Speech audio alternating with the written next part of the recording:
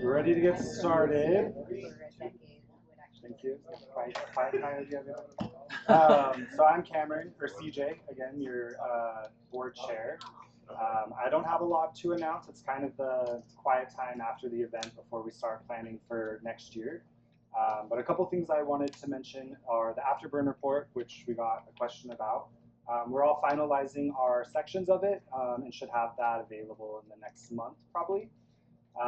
Additionally, we will be looking at publishing the census. So I don't know if any of you participated in the census or remember, but it was something we were trying new this year. So we got about 600 response out of our roughly 2,000 population. So not the greatest representative sample, but we're going to publish what we got and probably have it in like a 1 or 2 pager with infographics and like some text just to try to make it fun to read. So that'll either be included in the board afterburn report or as a standalone document, probably also another month. And then we have a couple visitors here today. We have Matt, who's going to talk about what they're planning for the burn event, since we weren't able to burn earlier this year. So we'll get some details from Matt. And then we also have Bobby here from our RC to talk about decompression. So yeah, that's all for me. Who's next? The most, I think. Do you have the most? I mean, I just have census data that I want to talk about. So to piggyback off that, we'll publish the census data once it's on. We'll publish it on the website once it's ready. We did receive 557 responses. This is also the first year we have done the census, so it's going to be kind of a continual effort that we'll keep moving forward on to keep getting data and to better understand what the needs of the event are. Some data points to just point out. Obviously, most of our community is Utah or West Coast based. Some outliers were Illinois and Florida this year. Everyone's from the Salt Lake County. Out of the 557 responses, 53.9% of them said they have never been to Burning Man, so the Big Burn, and 32.5% have never been to Element 11. So what that tells me is we're getting an influx, or there's been a continual influx of new members into our community. So that tells me we need to keep everyone educated on what like our community is about, what the principles are about, and what we are about in general. Because if we don't, it'll kind of get thrown by the wayside, and the mentality will shift a little bit. Piggybacking off of that, only 26.9% of the 557 have gone to any regional burn. So it's a lot of fresh eyes coming into the community. Again, with like knowing our core principles, our 10 principles and values, only, 21% said that they could recite them, and about half said they sort of know what they are. So again, it's like an education piece for the community. Getting everyone on the same page, understanding what to expect and what is expected at these community events and at Element 11 in general. Something I feel pretty proud of is one question was, how inclusive would you say Element 11 is? 93.9% said that the event was a paradigm of inclusivity. So again, it's only 557 people. We would like to have a higher sample size to get a more accurate result, but that at least tells me that we're trending in the right direction, and a lot of the things we're doing right. There are some opportunities like education pieces, volunteer pieces, things to be aware of, but grabbing the low-hanging fruit that we need to try and tie up here. I had a volunteer one. The volunteer, let's see.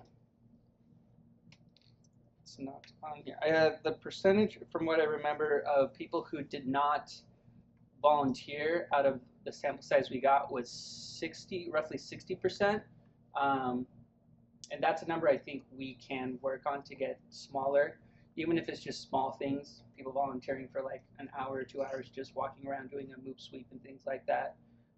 It's not a number I don't think we can ever get to 0% or close to 0%, but the smaller number, the more involved everyone is in the community and has sort of that weigh in on, hey, we made this event happen and help make this community the way it is currently. So those are some takeaways I have from the census. You'll notice on the emails and social media posts, we're doing a little more community-based posts. So like, there's going to be an art exposition post. There was a story from somebody in the community about their experience about Element 11. We'll do some earlier 10 principles posts as well. We're trying to, again, to just get everyone on the same page, understand what we are about, and not let the expectation get away from us before it's too late to rein it back in. So, any questions for me after all that? Just have one. Could you repost a census link too? Let's see if we can bump that number up a little bit, because I didn't even know about it this year. Sent out a lot of social media posts, sent out a lot of emails. Can we just do it one more time It's before you do it? closed for now. We can ask to see if we want to reopen it. The census lead, so our census lead, her name's Laura. She's been doing the census for Oppo like the past 2 years, and came and had like a lot of knowledge to bring to E11. She recommended like not letting it just stay open because she felt that would like skew the results. But we could look at opening it up for another month and Yeah, do even like just- a even post just, like, of 2 like weeks. last chance type of thing. Just so that we can post it on Stargazer. Because like I said, I didn't even see it. I just get so wrapped up in everything. I don't do social media. No, We'd love to get some more responses, and yeah, we can look at that. And then, yeah, I think it like add anything. It's like a good baseline for us to know to start comparing like year after year, because we didn't have any data before. I think as people were leaving, there wasn't anything there for people Yeah. to have either. Jill and I were saying goodbye to most people. We didn't have any resources to provide to anybody. She had that like printed out, but I don't know what happened there at like the told last people, day. but, Yeah, we tried to tell people, but we didn't have anything to give to them. Like a so that they QR could have code or something. anything. Yeah. I think the other thing that I'm gonna recommend we do differently, she was very much of the opinion that just from her experience of like it's better to have people fill the form out after the event or towards the event, so they kind of are like thinking of their whole experience. But I think we should just open it up and have it like at Hug Deli or post it out throughout the community that like it doesn't really matter when you take it if it's like day one or on your ride home. If that'll help us get some more responses. What if you do give them something upon exit? Yeah, that was was the the plan. goal. We had that, yeah, but it fell through somehow. So we'll try that again. I think being able to give like a QR code as people are leaving would be ideal. I also put it in the What We're When guide. I know not everyone gets What We're When guide in the Dust app, so I guess we just need more avenues, more personal contact of avenues to get people aware of it. Because really that best time is like the 2 to 3 weeks afterwards when everything is fresh in everyone's mind. Again, we're happy to get more responses. It's always feedback that will help us in the long run. So we'll try and get it open. Yeah, I think we could even look at like having them printed out and bringing them to theme camps, and I'm sure theme camps would be like, oh yeah, you can post this up I somewhere. think if you did like a POG with the theme on the one Yeah, where they could have it and then a QR code on the back, yeah. So they would actually save that. doesn't get smushed in their pocket. And Yeah. Yeah, because Yeah. then it would The be year Having- with the year we did the POGs for like 5 years, people actually, when they would leave, would say, "Oh, I still have mine."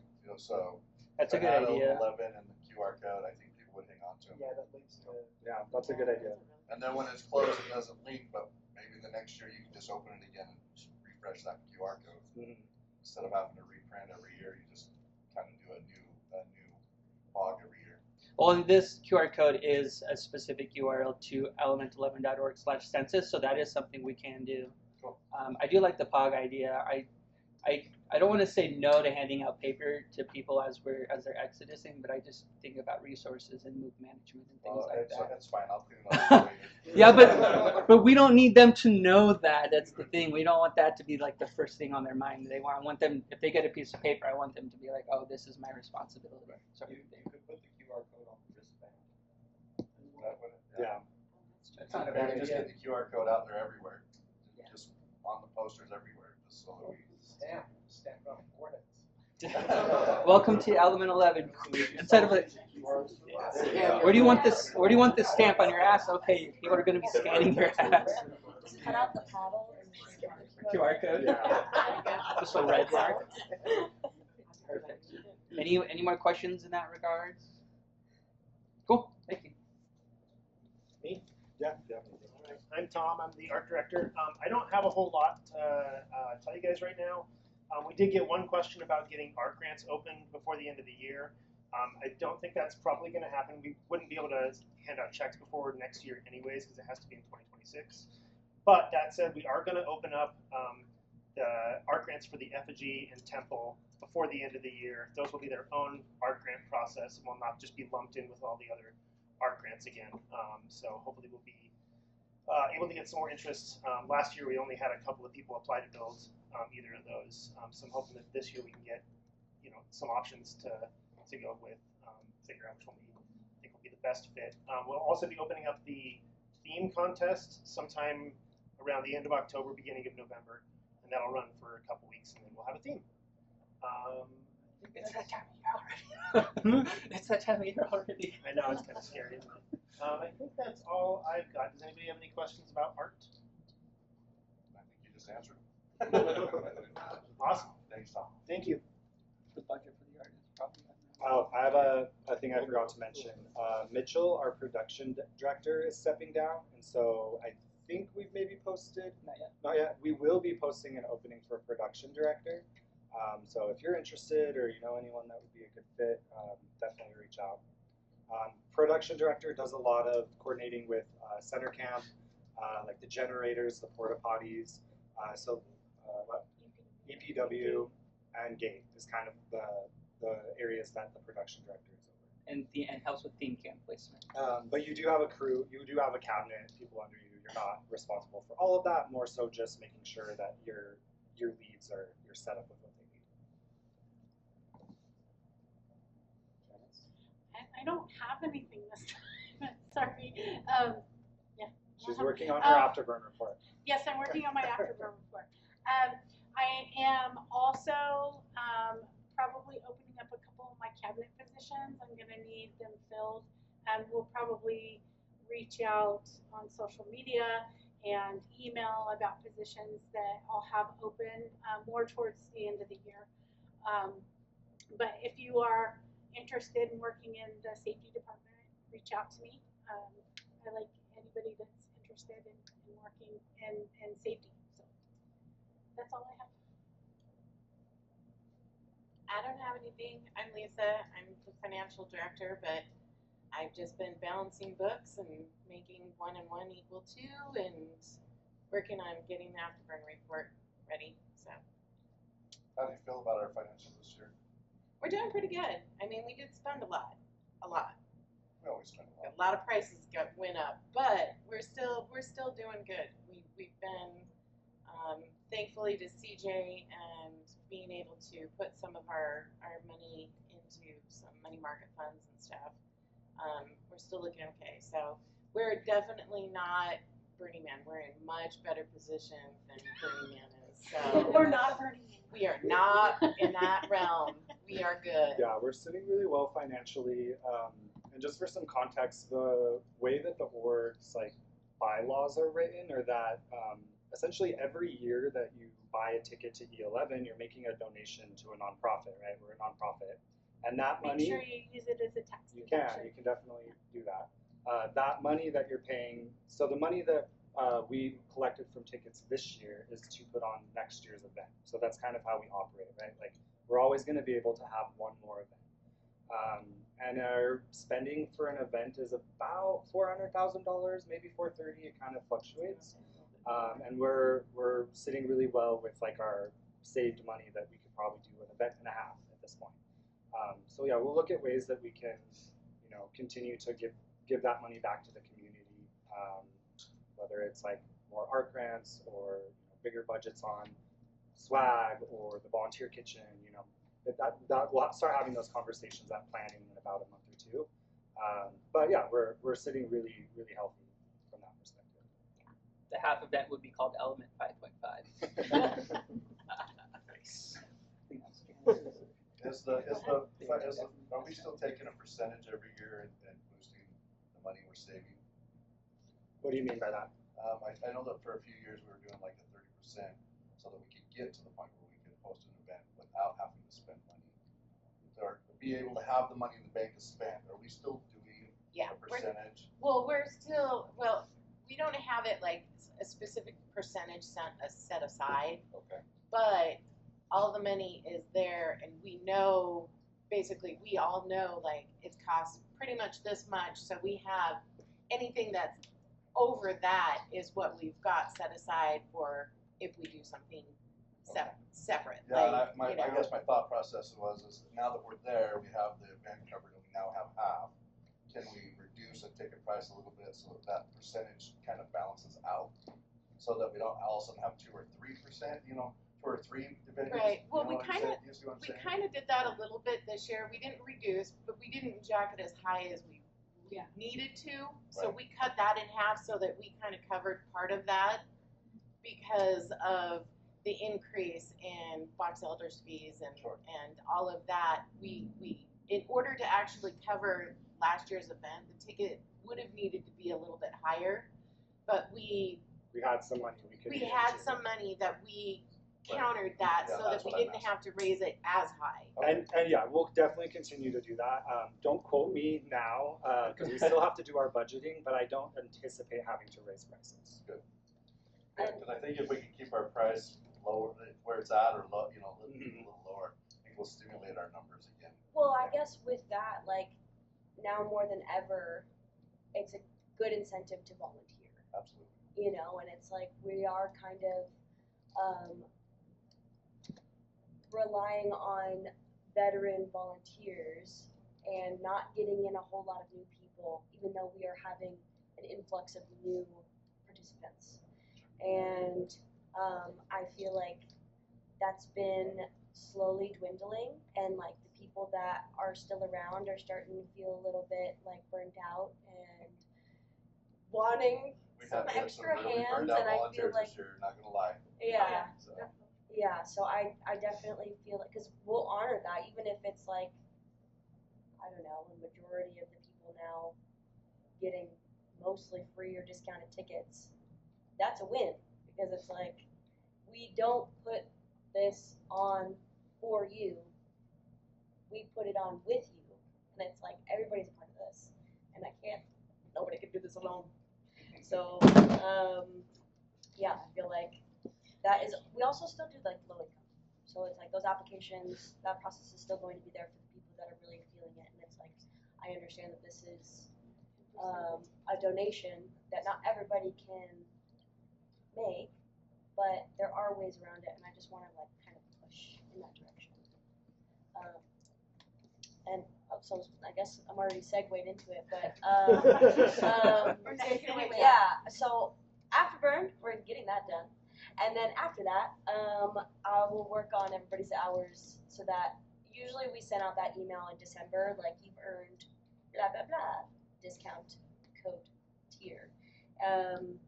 So yeah, that should be done December-ish. And people also have like that little window to reach out if they feel like it's been tallied incorrectly or something wasn't properly recorded, just so that we can kind of fix that. And yeah, it's a slow process. Very sorry about that.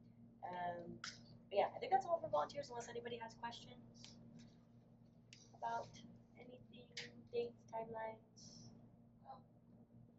Somebody mentioned shorter volunteer hours. Is that something we can think of in the future? Just like a 1 hour shift? Yeah, or like 1 or 2. I mean, I know I've done gate. We do. My favorite shift is gate first night. Yeah. And it's never whatever they say. Right. We're always there extra because there's an influx. You can't just leave somebody high and dry. Right. Yeah, like that. It's. I mean, we do have those 2 hour shifts in quite a few departments now. They were 3 hour shifts, and we just kind of like made them nice even 2 hour blocks. The thing that I'm struggling with Rosterify is it doesn't do well at giving partial credit. So if somebody is only there for it's supposed to be like a 2 hour block, they're there for 3, 2.5, or whatever, it doesn't just give them like whatever it is that they clock in and clock out at. So we have to do that manually. It won't give them partial credit if they're there for like, whereas before when we were doing like Excel or like the paper manual, like we could do partial credit. So it's like just trying to like go through everybody's thing, But yeah, I don't know how it will work in different departments doing less than 2-hour shifts. There's not a whole lot that I would just split up into 1 hour. I don't see 1 hour working. I see at least 2 hours. Yeah, so everything is in 2 hours or more. Unless it's safety. Right. Of course. And those are 4 and 6 hours. Yeah. Of course. Any other questions? Okay. I'm Eric, Operations Director. Yay! They pretty much said everything I had to say for an after report. Open positions coming up. Yeah, we're almost there again. Getting excited. So with the open positions, are they gonna start enforcing term limits? What do you mean? What do you mean? Just like on the board? That's where a lot of the frustration I think comes in. There are. So They're all term limits. who has gone over their term? No, so if you read the bylaws, it's a 3-year initial term, and then you have the option to stay on for another 3 years. So 6 years is the max somebody can stay on the board. In that one position. In that one, no. 6 years total. They have to take a year off, Oh yeah. and they can come back if they're voted back. So there's nobody. This coming year is my 6th year on the board, and I will be rolling off at the end of the year. So And I moved positions, so I was finance director for 2 years, and then switched to board chair. So I'll do that for 2 more years. So this year and 1 more year. And then everyone else, I think this is their. This is my first year. Well, Jack This is is my second term. second. Yeah, so 4th year. Second. Okay, start. and as far as so if we may be confusing cabinet with board. Cabinet is completely separate, and those are 1 year, and if they want to stay, they can stay. And that's not something that's voted on the board. It's that particular board member that's over them that makes the decision on who's in a cabinet position. And so there's no, you can be in that role for 10 years if somebody's crazy enough to do it, right? So, but those specifically don't have any type of term limit, but anybody with a voting power, their limit is 6 years.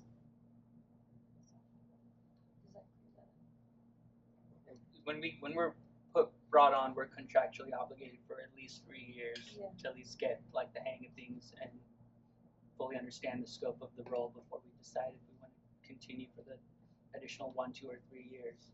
Yeah. But the cabinet positions or facilitators are not contracted at all. So Right. all it takes is just interest from somebody and them to reach out to us, and we can go from there. It takes at least a year or 2 to get like to know really what you're doing and have an understanding of I still have no idea what it. Tom still has no idea what he's doing. Wait, you're art? I thought I was art. So, like, we'll take my position, for example. I am looking for, or I have somebody in mind for my replacement, but I haven't sat down and talked to them about it. And what will happen is my last year, they're going to shadow me, okay, and learn everything that I do so that when I roll off, they can hit the ground running. And there's no delays, there's no skips in anything, and things can just run normally. A lot of times that's hard to do. With a lot of positions, you don't find interest until somebody's actually rolling off, right? So there's nobody to really train them. So we try to bring them on a year before. And Lisa was brought on a year before, and Eric was brought on a year before, so that when they joined the board, they hit the ground running, and there was no learning gap. So are they gonna post your position then this year for that year of? Yeah, my position will be posted soon, because the person that would be in that would shadow me will need to start probably February, when I start ramping up with everything that I do. So. That'll just be posted out on the webpage? Yeah, out on we'll post it out Facebook? there. On the website, Facebook will do a post, and Instagram will do a post, all leading to that job posting on the website. Right now we do And need a email. production to director. Yeah, to go on. immediately we need a production director. I believe the position for the voluntary kitchen lead is also going to be open up again. Oh, yes, yes, we have been, there's been, yes. Um, there's definitely, I'm a little behind on all this, but we are moving forward and like straightening things out. There's going to be some revamping of the kitchen to just like to get people more interested in like filling guest chef slots and like things like that. So hopefully this will, it's going to be very tough, that dynamic, but we will persevere. Yeah, and then I think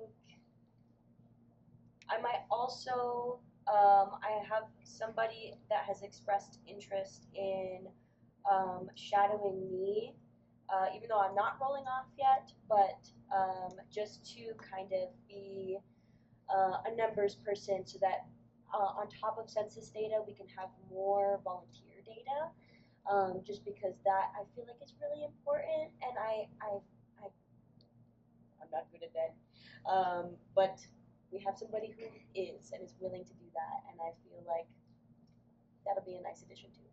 But yes, kitchen, a lot of changes. We're gonna sort through it. But yeah, I don't even have a job description technically for the kitchen yet, so I gotta eat that before I can make a post. Oh, yes. So when we announce the next town hall, can we put that in there saying that, these are the positions that we're looking for inside that? And then maybe have some kind of board where people could post their interest inside of that here, so there's something physical that people could actually put something We'll have out there. something totally like that. Next one. December.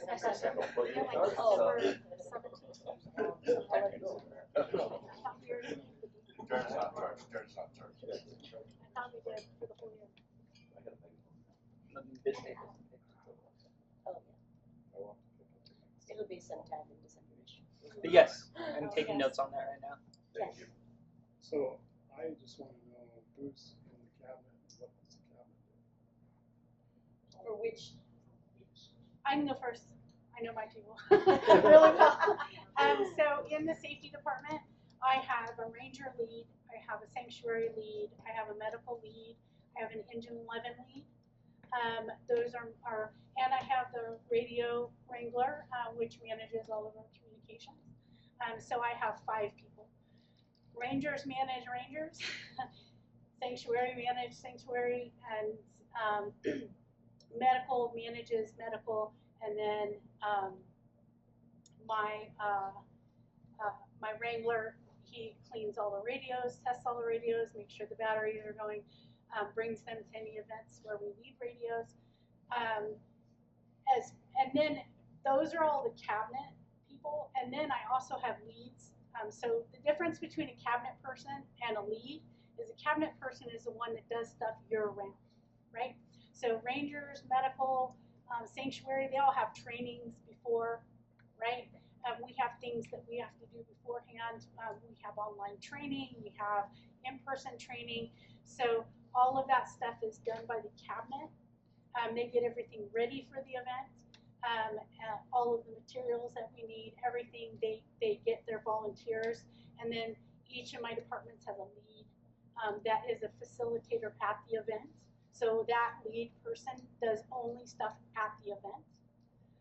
So that is kind of the structure of the cabinet, and the facilitators is cabinet does stuff before the event, pre-event, and then facilitators, leads are the ones that do stuff at the event.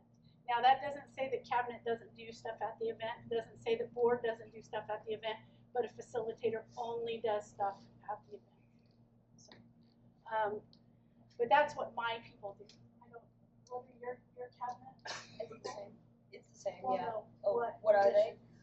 position? So cabinet, we have kitchen, so that is year-round.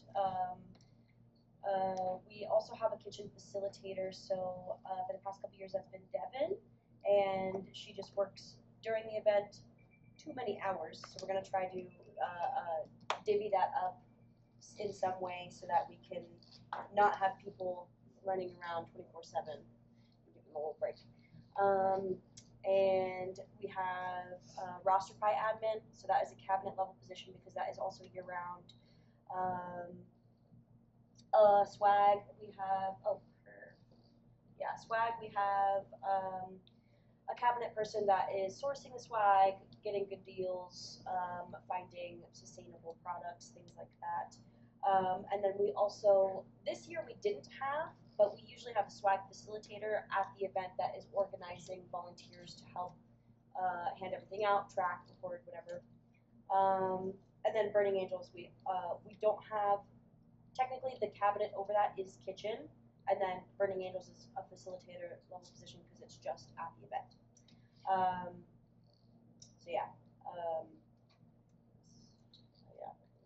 That's how my department works. I don't have no cabinets. The rest of the board, I guess, is my cabinet, and then I did bring the census lead on this year. And I've got a Flame Arts coordinator, which is Bobby Gittens back there. We've got EMB coordinator, Cassidy right here. Events coordinator, and center camp also is all under art. And the center camp person is changing this year, but we already have somebody lined up for it. I have 4 cabinet members. The newest one is Tasha, which I believe she is here, our ballyhoo captain, social media manager, communications. I have Marky, which is our graphic artist, graphic designer. I have Rick, who is our website manager, and then I have Bradley, who is our theme camp coordinator. All of them are basically, they're all year-round positions, mostly done outside of E11. Little is done during the event itself, because it's a lot of pre-planning work to make sure everything at the event goes well. Everyone's at least informed, survival guide, how to get there, what, where, when guide. They know where everyone's theme camp is, or their theme camp has been approved, things like that. Enough graphics using what we got from the art that year, and the website for upkeep and communication as another avenue. So yeah, I'm pretty sure the org chart on the website is up to date as of this year, so you can take a look there.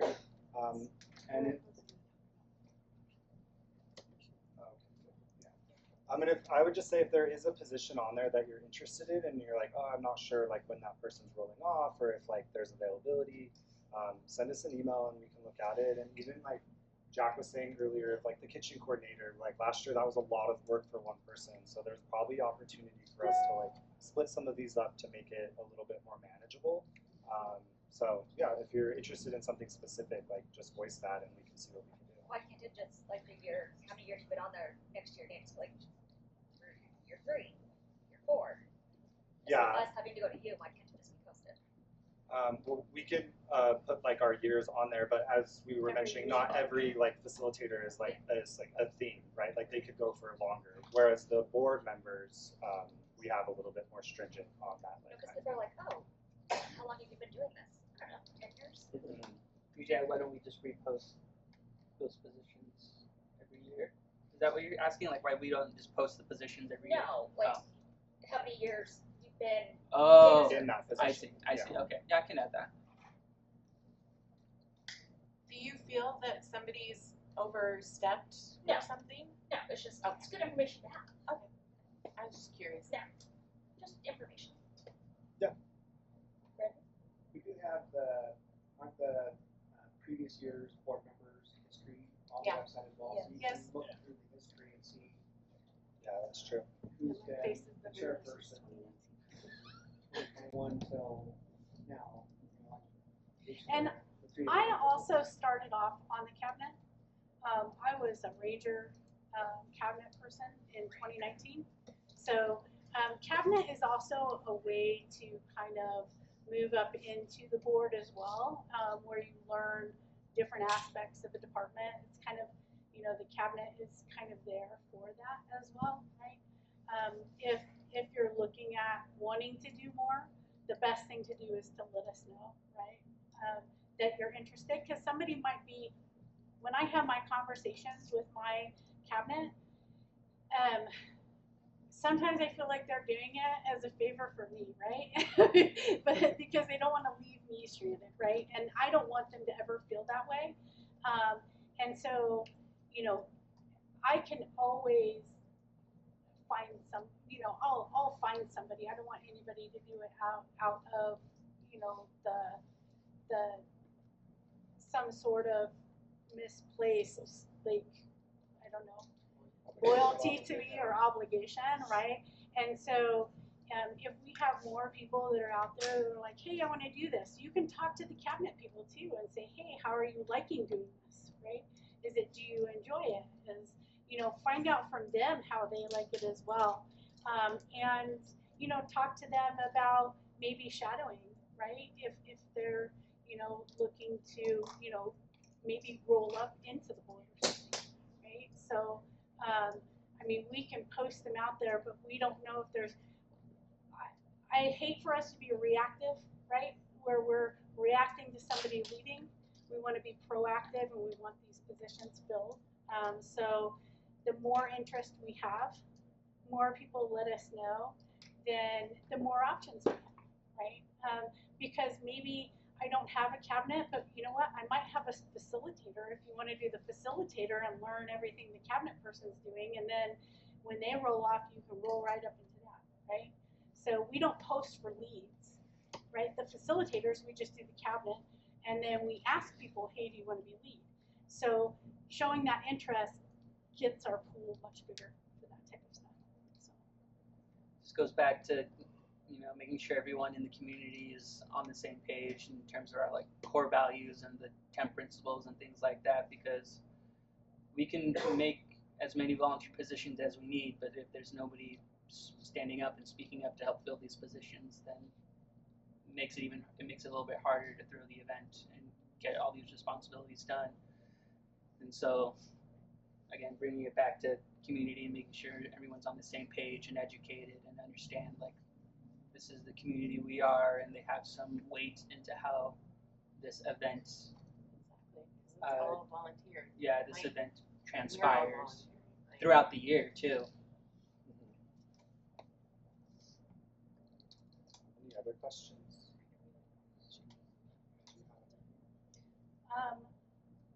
Did we talk about production? Oh, so yeah, cabinet? so Mitchell's not here, he's in charge of production, but the people that are under him are the gate greeters and ICE, you know, everyone's pretty familiar with that. The EPW, which is a Cam and Fry bus ass out there, so he's constantly moving. The info booth / Hug Deli is one of them. Becca box office is Jordan, and then placement is Nate. You know,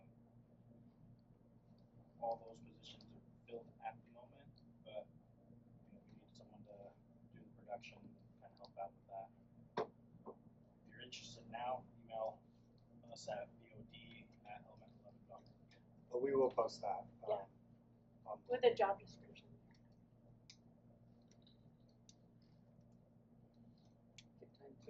Questions?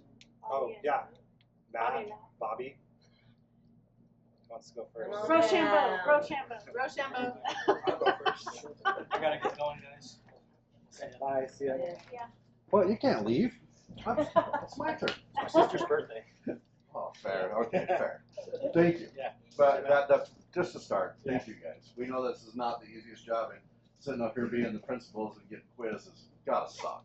But we just want to know. So yeah, I'm one of the owners of Stargazer. There's 6 of us. There's Jared and Jill, BJ and Blaine, and my brother Justin. We work all year long to get the event space going and keep it maintained. I was out there all weekend digging in the dirt, so been very dusty. New layout for Yeah, the 11th. the new layout. How do we like the new layout? Really great. It is- And the lighting, the lamps. The roads were Really 1 foot too short. nice, Jennifer. It's so windy. If you Yeah, could have right? turned the wind down a little Well, bit. you know, it's funny because that Any weekend rain? was actually the lightest wind we had in 4 months. Like since the event, that was the 3 weeks before it blew, and then the Element 11 was pretty heavy, and then literally 70 miles an hour. I've had campers come apart, tops come off. Like, it's been nuts. Like, of course, you saw Burning Man. That was gnarly all in itself. We get that win too. Comes straight from Burning Man into us. So it's been a really crazy year. Everything's in really pretty good shape though. Like the roads are in good shape. The event space is great. All the debris is blown into the neighbors 3 miles away, so we're not gonna worry about it. But yeah, so the effigy, I was out there last night, took a picture. I'll post it online. It's still standing. The temple's still standing. They are starting to get beat up. We are finally out of fire restrictions, but I think we're gonna wait till it's still wet because it's still really dry, even though they say you're okay. And what I think as ranch owners would like to see is more of a Christmas tree style burn, where it's kind of you're self-sufficient, you take care of your own stuff. There's no porta potties, there's no tickets. You come out and we enjoy an evening of the burn, and we do it safely, and we enjoy each other's company instead of trying to do a big giant event and sell a bunch of tickets and do all that. I don't want to do that. It's too much work. We do that already, and we're already starting for next year, so we don't want to do that. Couple of things from Stargazer. First of all, we do not condone any kind of drug use. This year it came to my attention again. We had stuff going on in the, that we can't have at the ranch. It jeopardizes everything that we're doing for 10 years as ranch owners and as Element 11. Please just leave them home. Like I have a rule personally. If I'm breaking a law, I don't break another one. If I'm speeding, I don't drink. It's that simple. So if you're coming to Element 11, just obey the laws. Don't give the sheriffs any reason to work. We made friends with them the very first year we owned the ranch 10 years ago. The sheriff that actually works that area rolled in the very first week I was there, and we had a great conversation. And he said, if you guys make me do paperwork out here this far away, somebody's going to jail. And that's what he's done for 10 years. We've had some incidences where we've had drunk drivers go to jail. Like, we don't want to give them reasons, so we have to take that away from them.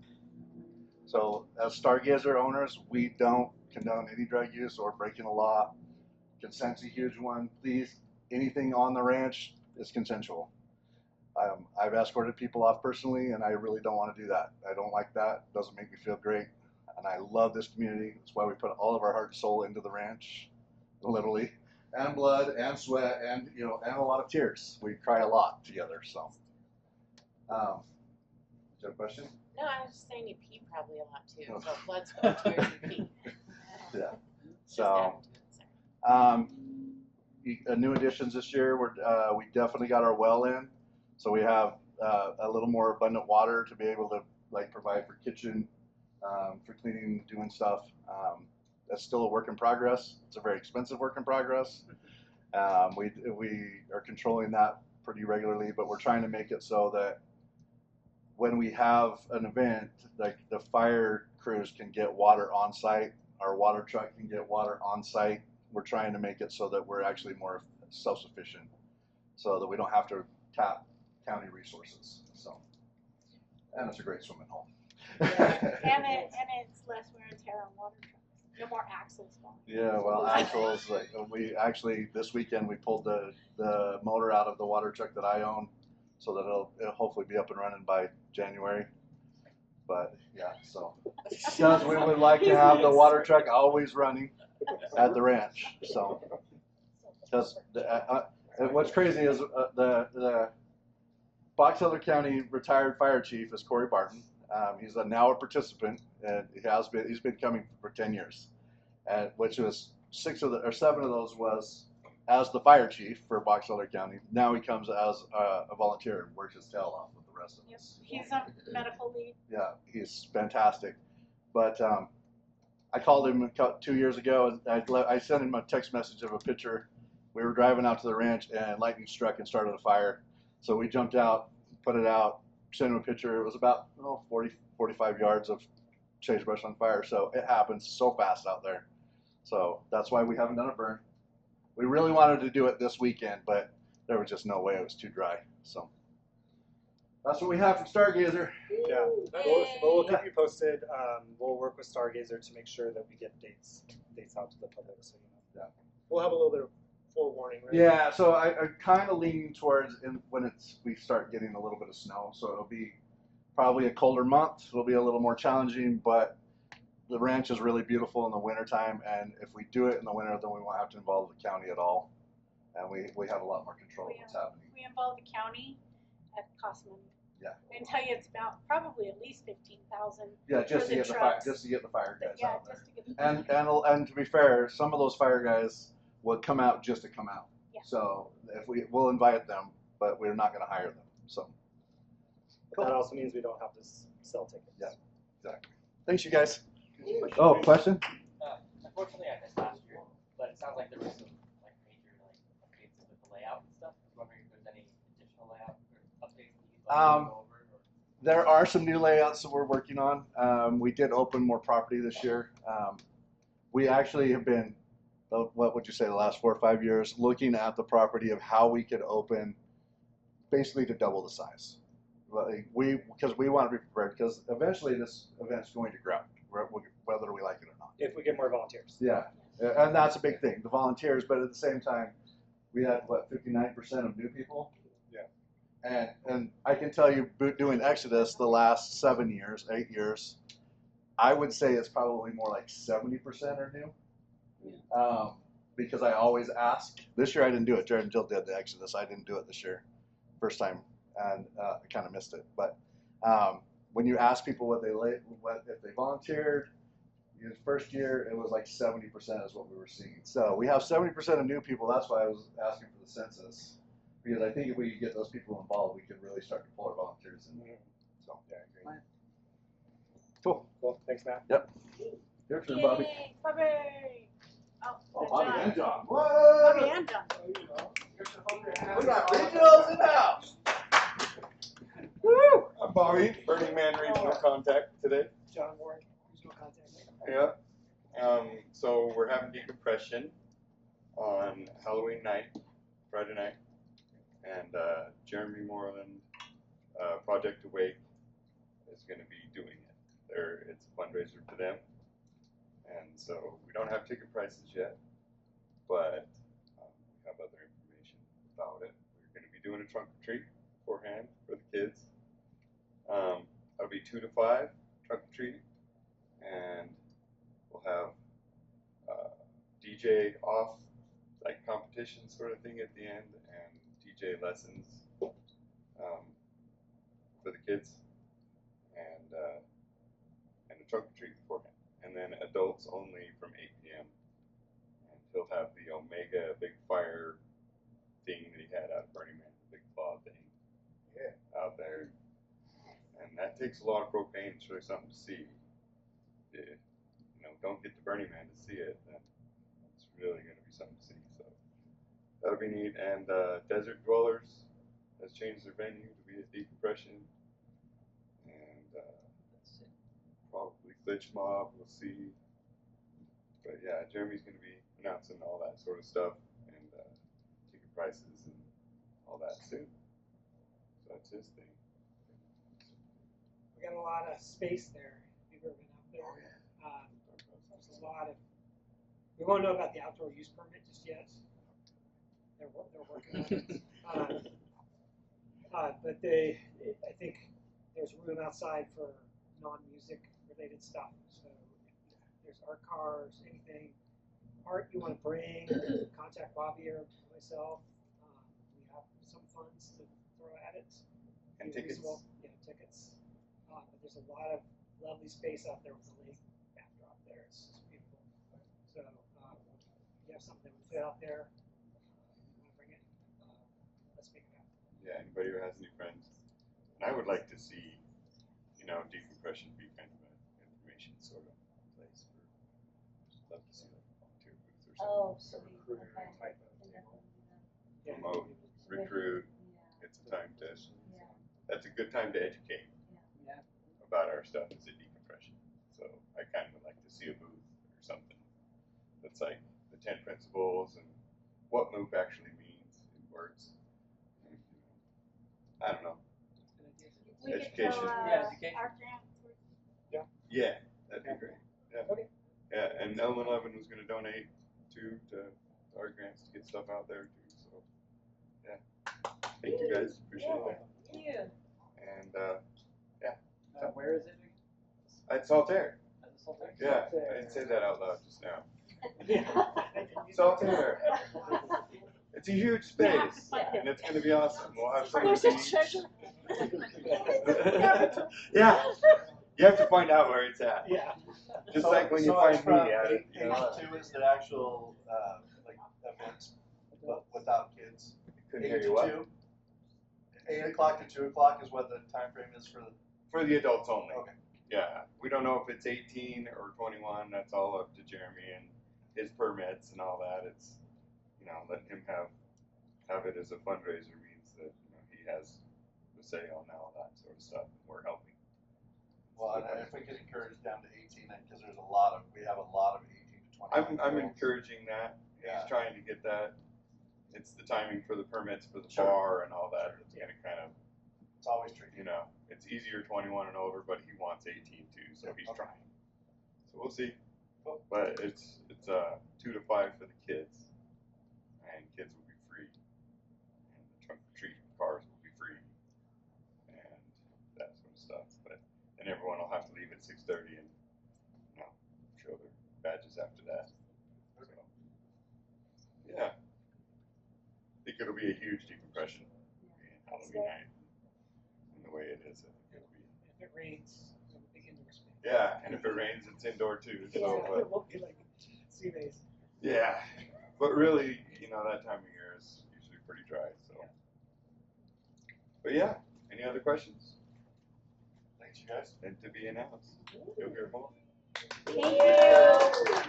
So who are the regional contacts now? Me and John, and Dave Bourne, and Julia. Okay. Yep. Yeah, it's pretty much me and John helping with this one, Julia a little bit. Okay. But yeah. Perfect. Thanks, you guys. Thank you. Any other last questions for us?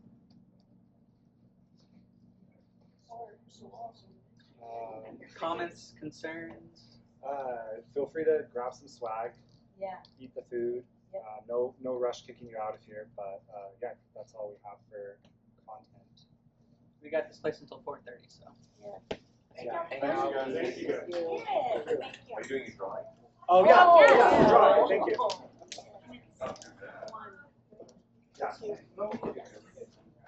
We're gonna do 2.